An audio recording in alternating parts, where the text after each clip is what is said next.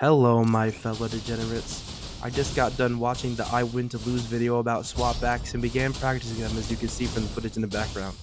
I'm making this to show everyone there's actually swapback loops. Not double swapbacks, not triple swapbacks, but full rotational swapback loops. You will see here in a minute there are some prerequisites for being able to loop it effectively and some tricky timing, but if done correctly, you can weave any third character between GN and Encore. Encore is self-explanatory. You just pop one of her long field time skills like her resonant skill or her forte, and then you swap after she starts the animation. If you swap in a GN, then you can pop his ult and immediately swap back to finish the resonant skill, or if you didn't use it to start the loop, then you can pop her resonant skill. Then, swapping back into GN allows you to start basic attacking. This is important because while he's ulting, the animations for his basic attacks are a lot longer than normal. After one or two basic attacks, you swap to your third character of choice, and you burst either their skill or their ult. Now, you reverse the order and rinse and repeat. While practicing my swapbacks, I did notice a very interesting interaction between Encore's Forte and Verina's ult.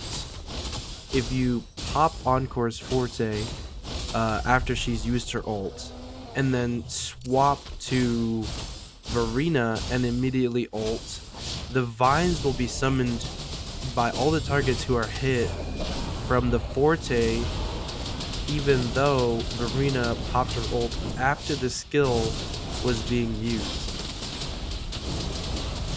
I don't know if there's a significant way to implement this into a team, but it does add a significant amount of burst damage and healing to that skill.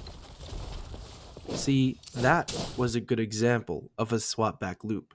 Obviously, the enemies didn't live long enough for me to continue the loop because the loop doesn't function the same way out of combat as it does in combat, because skills that have high field time, like Encore's resonant skill, when they're used outside of combat and you swap, it won't it won't leave her on the battlefield the same way that it would while they're in combat.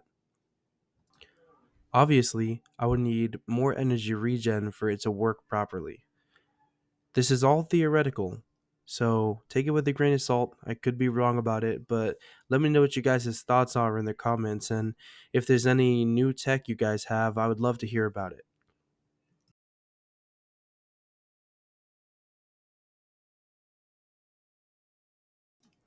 Thank you all for watching, and I'll catch you in the next one.